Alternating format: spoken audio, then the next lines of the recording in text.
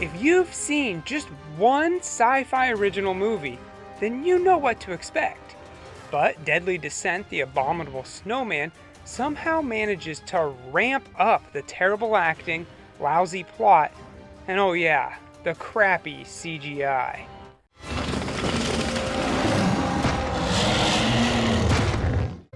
Oh man, the CGI.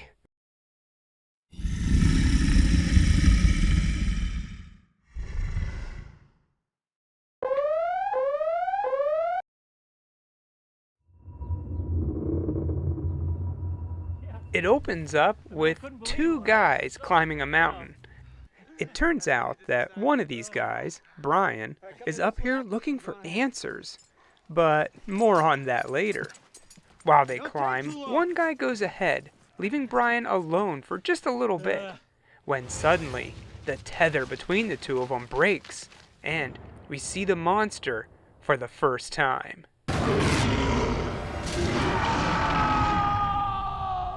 No is right.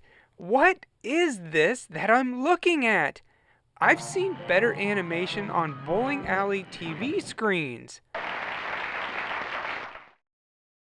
During the opening credits, we see Brian studying a bunch of maps and planning some big trek back up the mountain. He grabs a gun and heads out into a CGI helicopter.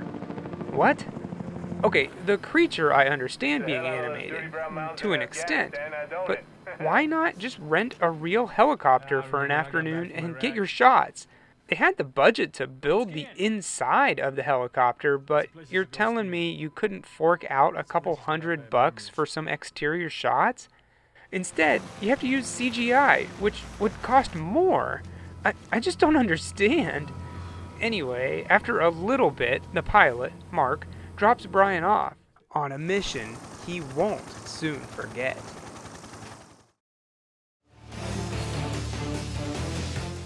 After a little skiing montage, which I assume will plague this movie, Brian finds large footprints and follows them all night to the beast's lair. He hears it growling all around him, and he readies his gun as the beast attacks. Then it cuts away over to Nina, Brian's sister, who's starting to get worried about her brother and reports him missing. After that, she heads to the bar, because, hey, why not? While talking to the bartender, Rick walks in, an old military buddy of Brian's, and a possible love interest for Nina. She fills him in on how Brian's been acting lately, and how he's now missing. Just then, Mark shows up at the bar and he orders a drink of milk. Lou, give me a milk. Chocolate. Well, it turns out that he's an alcoholic, so the bar keeps a stash of appropriate beverages for him. Nina. He spots Nina and, worried about her brother, goes over and talks to her, and he tells her about how he flew him up to the mountain. But he hasn't heard anything from him yet, and a storm is coming in. Now we hop over to the rescue team for just a little bit, who, as you would guess, are in the middle of a ski montage. Well, they stop to catch their breath. One guy finds Brian's emergency phone, and then he's attacked. Not long after that, the other rescue guy is killed as well. Back at the bar, the rest of Brian's friends show up. There's John, Stacy, and Erlander. John and Stacy are newlyweds, and they're all lovey-dovey. Anyway, after hearing about how Brian's rescue has been called off due to the two guys being killed, they know that they're his only hope. So, without hesitation, they agree to go out and look for him. Right out together. The next day, they load up Mark's CGI helicopter and head out. They go to the summit and put on their gear. So, here we go. Another skiing montage. Well, after that is finally over, Nina checks the map to get their bearings, and she sees that they're nearing Buckleshoe Ravine, the place her and Brian's father was last seen alive 25 years ago. It was around these mountains your dad went missing back in the day, right? She's starting to put the pieces together, that this is why Brian came out here. But just then, an avalanche comes barreling down the mountain, and everyone books it to try to survive.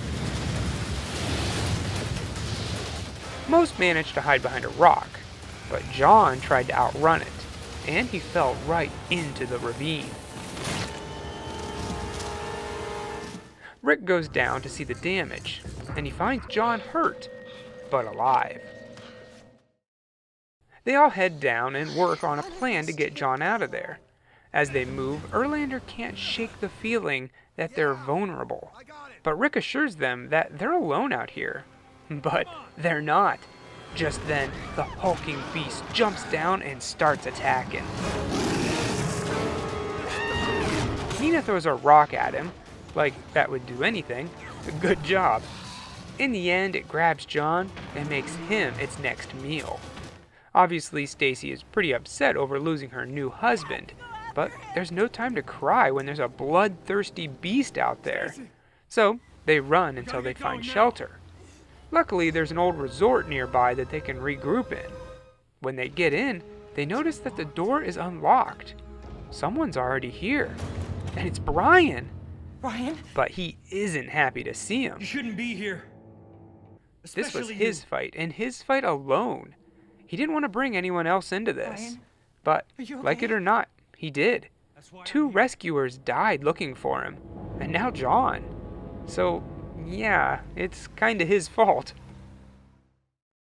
Finally, we get the full story as to why Brian is out here. And basically, it all boils down to, kill the beast to get revenge for his dad. He's been studying missing persons maps for years and tracked where they didn't find any bodies. He's also looked up reports of a creature, and they seem to correlate and lead him right to this place.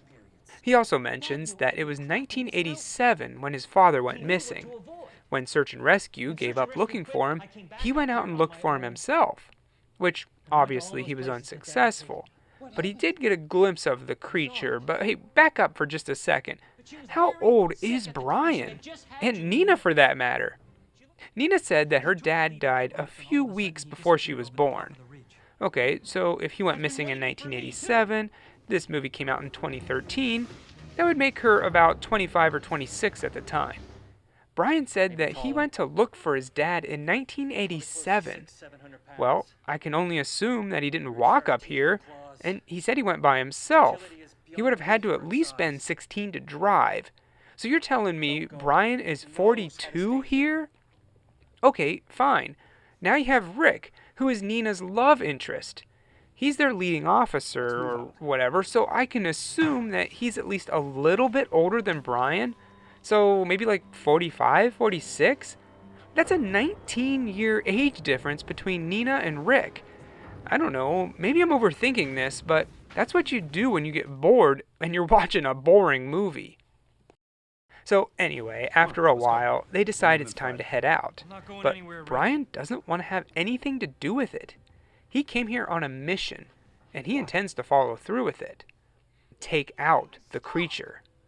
But where is it now? Well, right outside the cabin. It attacks and tries to get in, while the guys shoot at it. Now, wait just another minute here.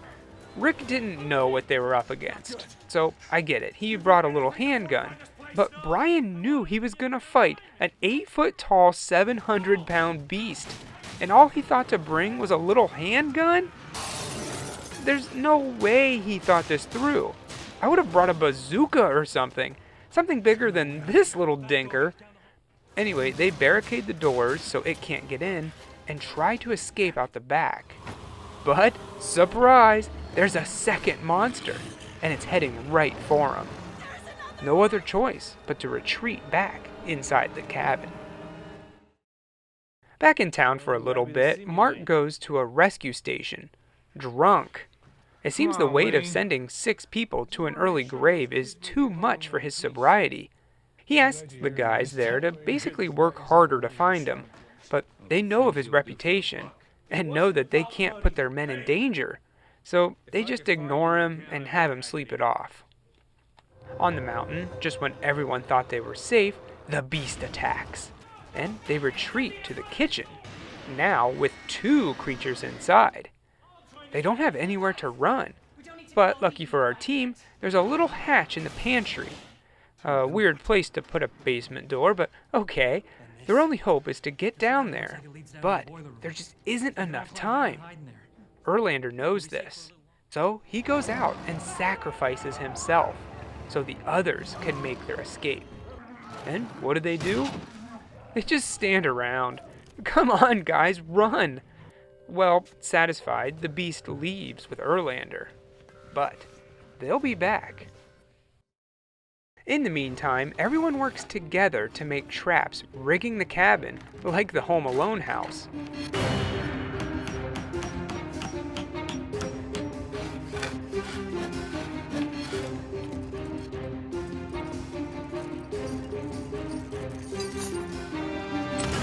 As they wait for the creatures to come back, Brian's found some hand grenades. I'm sure that'll come in handy.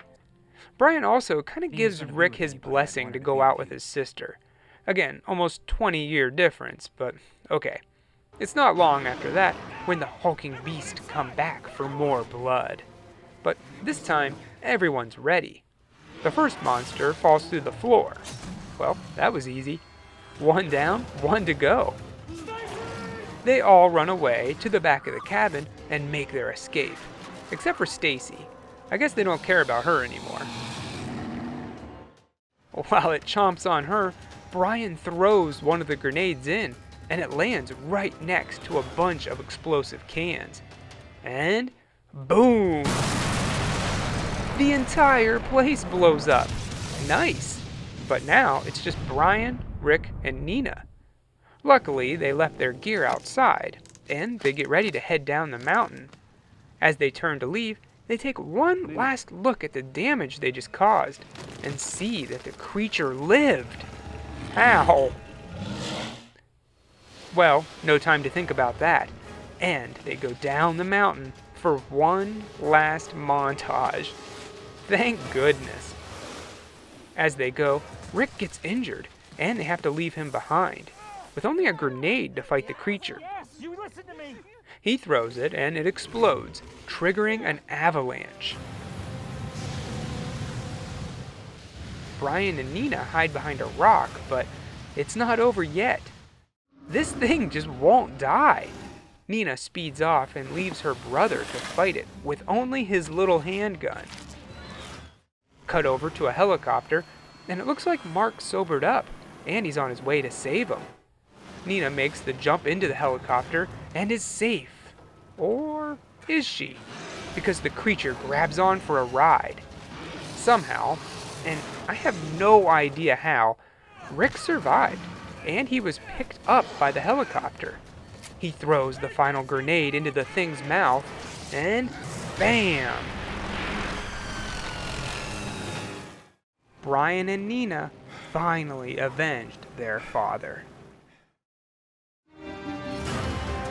I feel like what happened here is some high-up sci-fi executive said, I want a movie where a guy goes out to hunt the abominable snowman, only to get revenge for his father's death. Get his sister involved and some old war buddies. And then he just gave the project to his 9-year-old to write the entire movie. The idea is good, it's just making that into an hour-and-a-half film that didn't pan out so well. Where do I start with Deadly Descent? Well, first off, you notice how I never called the creature Bigfoot or Abominable Snowman once in my entire recap? There's a reason for that. This thing isn't Bigfoot. Not even close! Now, I've never shaken hands with a Yeti before, so who am I to say what these things are supposed to look like? But I'm sure it's not this. I will admit there was a moment towards the end where they all were in the cabin that I was kind of starting to get into it a little bit. But then they would show the monster tromping through the hallways, and then I would remember that I was watching a crappy movie again. A year before this, in 2012, Sci-Fi made the movie Bigfoot, which was awful, but at least it was having fun and it never took itself too seriously. With Deadly Descent, they lost all that and tried to make a serious Bigfoot movie, but failed miserably. I give Deadly Descent, The Abominable Snowman, 1 CGI helicopter out of 4. Did you bring a sat phone? No. Why not? Because I don't own a damn sat phone.